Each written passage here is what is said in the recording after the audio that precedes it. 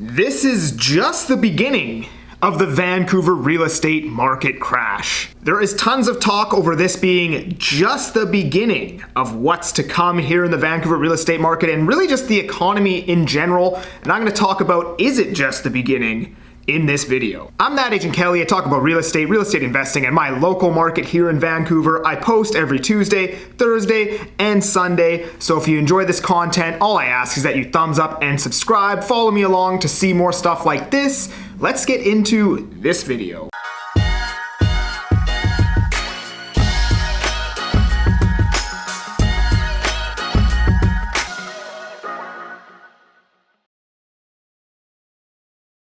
All right, so this is just the beginning. This is a quote that I am seeing all over the internet, on every financial creator's posts, every real estate creator's post. It's all over my TikTok and Instagram and everywhere. Like every post that has to do with anything about financial markets, I'm seeing at least one. This is just the beginning. So, is this warranted? So I guess let's start off by looking back at the 1980s. So, in the crash of 1980 in the Vancouver housing market, we started somewhere in the middle of 1980 and we corrected till about the latter half of 1981.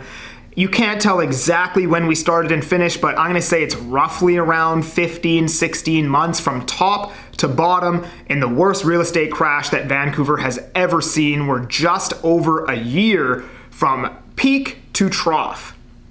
Now, if we look at the 08 crash here, you can see that we topped out in June of 08 and we corrected until about March of 09 for a total of 9 months peak to trough in the, I think they called that the Great Financial Crisis. In the Great Financial Crisis, peak to trough, we were 9 months in a correction. And then we topped out in April 2018 and we corrected until July 2019 for a total of 15 months peak to trough. Now today in our market, we topped out back in February and it is now, what is it right now? It's November. So we are roughly almost 10 months into this correction. So we're getting close to a year into this correction, and history would tell us we've hit a bottom within a year almost every time. If not within a year, then just slightly over a year, we found a bottom in the housing market. Now,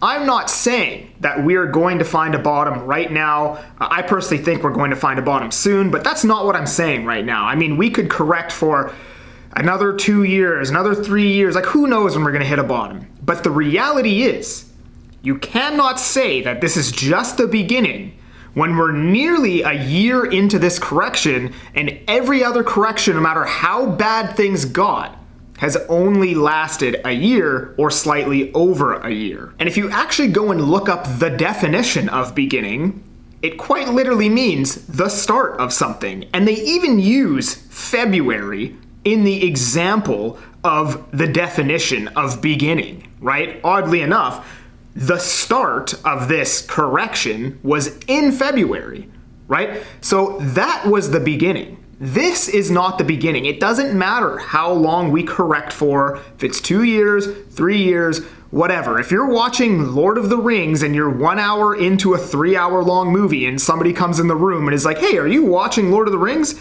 Yes, I actually am. How far into the movie you are? I may watch it with you. Oh, we're just at the beginning. No, you're an hour into the movie, just like we are nearly 1 year into this correction. So where is the market going right now? Well, I mean, it's my personal opinion that I think we will find a bottom pretty soon here, regardless of all of the negativity, interest rates being this high. Despite everything, I do think we'll find a bottom pretty soon, and I could be completely wrong about that. Like, nobody knows. I don't have a crystal ball. I honestly just make these predictions for fun, but it's been my opinion that we'd bottom out in November. I made that prediction back in May, and I mean, the charts do look like we're starting to flatten out now. So, I mean, we could be at a bottom potentially, right? I mean, things could get a lot worse from here. That's always a risk. But I also do see a scenario that we bottom out pretty soon, and then the BOC and the Fed are forced to pivot halfway through 2023 or fall of 2023. Maybe we stabilize and trade sideways for 6 months or something like that. I mean, that's typically what has happened in the past is we find a bottom, we trade sideways for 6 months or whatever, and then we start rising again, right? So, I mean, I could see a scenario like that happening for sure, right? Another scenario is we bleed slowly for another year and a half, right? I mean, in 2018, we bled for nearly a year and a half, right? 15 months, right?